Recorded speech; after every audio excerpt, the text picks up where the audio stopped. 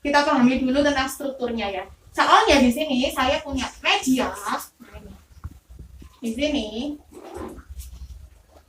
nanti silahkan ini untuk dianalisis sesuai dengan struktur teks anekdot ya. Terus sama unsur kebahasaannya tadi ada apa aja? Kata kerja, konjungsi sama kata masalah di situ. Dosen nyentrik.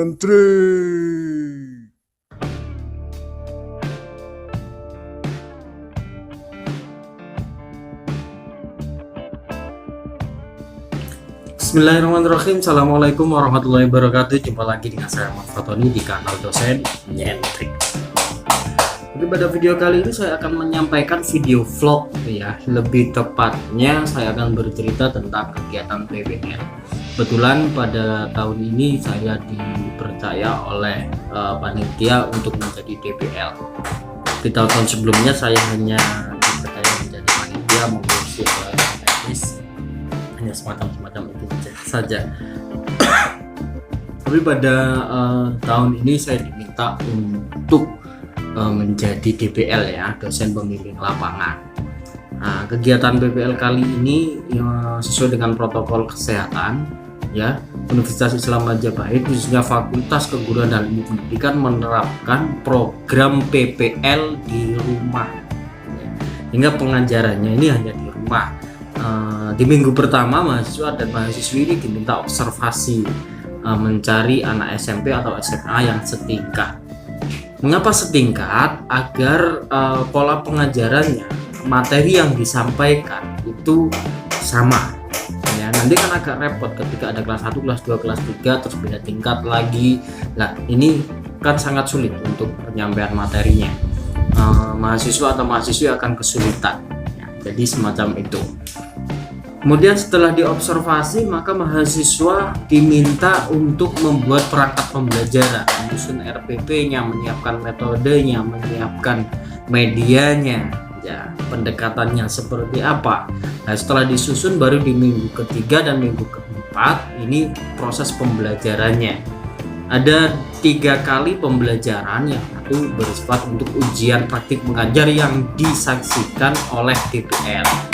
Dan hari ini tadi saya menguji praktik mengajarnya anak-anak tadi ya. Kebetulan prodi yang saya dampingi ini hanya matematika dan bahasa Inggris. Cukup menarik, ada tadi dari 2 titik ya, itu yang bagus pola pengajarannya itu 2 ya. Tidak perlu saya sebut biar nanti anak tidak gede dasi gitu ya, besar kepala gitu. Yang jelas ada 2 pola yang sangat bagus pengajarannya. Lalu di minggu kelima ini penulisan laporan dan juga artikel ilmiah ya. Di sela-selanya setiap minggu ini mahasiswa diminta untuk membuat catatan harian yang dikirim di e-learning Universitas Islam Majapahit. Jadi semacam itu. Saya mengatakan begini ya, anak-anak ini lebih keren saya rasakan. Mengapa? Mereka mencari siswa sendiri untuk diajar ya. Anak-anak di luar jam sekolah mereka diminta datang ke tempat yang sudah ditentukan dengan menggunakan seragam. Bayangkan, tentunya ini membantu sekali kreativitas anak-anak untuk mencari anak didik. Nah ini tentunya pengalaman ini bisa dijadikan anak-anak sebagai bentuk pengalaman yang real, pengalaman lapangan terkait. Nah misalnya mereka nanti mau membuka les-lesan di rumah privat, atau mereka mau mendirikan negeri, mereka sudah tahu bagaimana caranya untuk merekrut peserta didik ya. Tentu ini satu poin yang tidak akan didapatkan ketika praktik itu dilaksanakan di sekolah. Mengapa? Karena kalau di sekolah itu kan sudah ada siswa. Kemudian di sisi yang lain, sisi yang kedua ini mahasiswi dan mahasiswa ini akan merasa dekat ya. mereka mengajar di tempatnya, mereka muncul kecintaan terhadap mengajar. Tentunya salah satu hal yang sangat penting untuk calon pengajar ini adalah mereka berusaha mencintai profesinya kelak, yakni menjadi seorang tenaga pengajar, untuk menjadi seorang guru, menjadi seorang tutor gitu ya. Nah, tentunya kalau mereka bisa menemukan passion mereka di mengajar, maka mereka akan menjadi bahagia. Nah, tentunya apa sih yang dicari dalam hidup ini kalau bukan mencari sebuah kebahagiaan, ya kan? Nah, tentunya di luar kebahagiaan itu, indeks kebahagiaan salah satunya adalah banyak uang gitu ya. Katanya Prof. Uman Suherman yang belakangan ini viral. Kalau Anda belum menonton, tontonlah ya Prof. Uman di acaranya Unpan, kayaknya wisudanya Unpan. Beliau berpidato sangat menarik, sangat bagus ya. Tonton saja di kanal YouTube ada. Nah, terkait itu lepas dari itu, program BPL ini tentunya menjadikan kita ini semakin dekat. Saya pun akan dekat dengan orang tua mereka.